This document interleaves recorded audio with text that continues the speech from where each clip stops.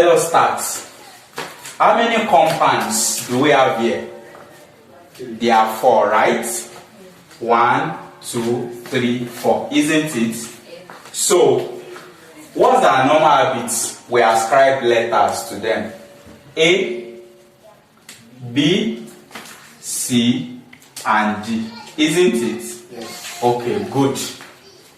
Now, the next thing to do is that we are going to write each of the elements in the equation. We are going to write them out. We have iron, we have hydrogen, we have oxygen. Do we have any other thing? No. No. Good. For iron, how many iron do we have as a coefficient of A? 1. Just 1, right? How many do we have as a coefficient of C? 3. So that will give us A equals to 3C. For hydrogen, let us check. How many hydrogen do we have here? 2. The hydrogen is coefficient of what? B, right? That gives us 2B equals. How many hydrogen do we have here? 2. 2B equals 2D. Is that gotten? Let us check oxygen. How many oxygen? Do we have any oxygen as a coefficient of A? No. How many do we have as a coefficient of B? 1. That will be B equals. I told you this reaction sign will be interpreted to as equality sign, isn't it? Equals. How many oxygen do we have as a coefficient of C? 4. That gives us 4C. Is that got to now? The first thing we need to do is that let's A equals 1. That's the norm, isn't it? So if A equals 1, we can actually find other parameters here, isn't it? So let us find C from here. A equals 3C. But A is 1, isn't it? So anywhere you see A here, replace it with 1. 1 will be equals to 3C. C will be equals to 1 all over 3.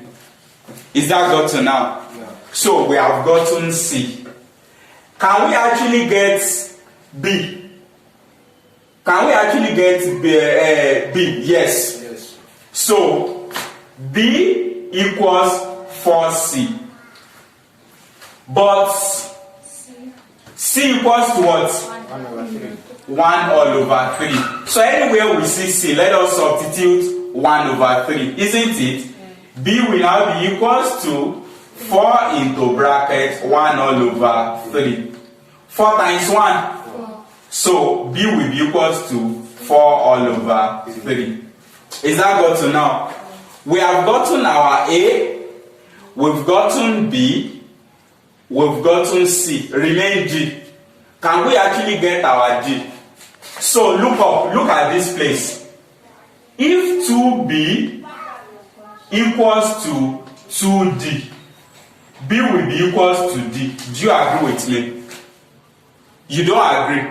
The reason is this: 2 will cancel 2. Yes. If you divide both sides by 2, this will not have 2 anymore. This will not also have 2 anymore. Yes. Is that got to now? So if B equals D and our B equals to 4 over 3, automatically then our D2 will be equals to 4 all over 3. Is that got to now? So, and if you actually want to solve it mathematically, if you don't want to just assume that 2B equals to 2D, you can bring up an equation 2. Or 2B equals 2D. Is that got to now? What's our B? 4 over 3. Isn't it? Yes. 2 into bracket 4 over 3 equals 2D.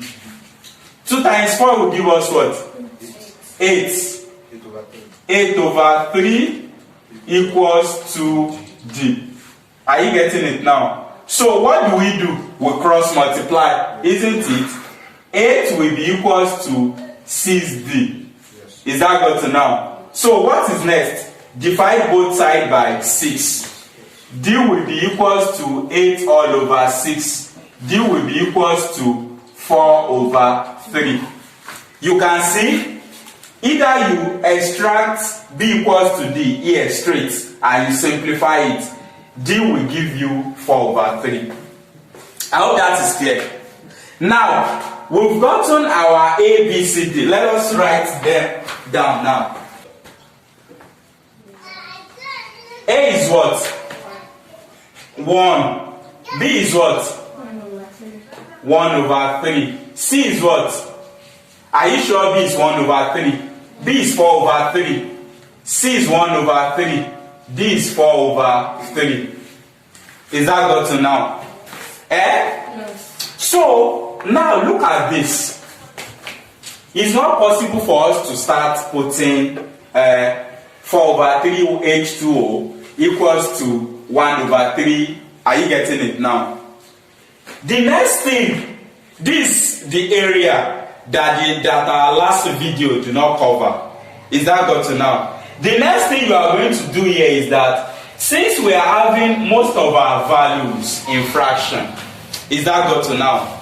You will now think of a particular number that if you use that number to multiply everything, it will change everything to whole number. Are you getting it now? So, let us multiply all by 3. 3 times 1 here will give us what? 3. If you say 4 over 3, multiply by 3. 3 will cancel 3, then we have 4. Is that good to now? If you say 1 over 3, multiply by 3. 3 will cancel 3, then we have 1. If you say 4 over 3, multiply by 3, 4 over 3 multiply by 3, 3 will cancel 3, then we have 4. Is that good to now? Now that we have gotten the real whole integer now, let us take that back to our equation. Anywhere we see A in the equation, we are going to change that to what? To 3. So it means we are going to have 3 mole of iron. Anywhere we see B in the equation, we are going to change that to what? 4. It means we are going to have 3 mole of iron reacted with 4 mole of water to give us, anywhere we see C in the equation, we are going to have what? 1. We don't need to put anything. Then anywhere we see D in the equation, we are going to put 4.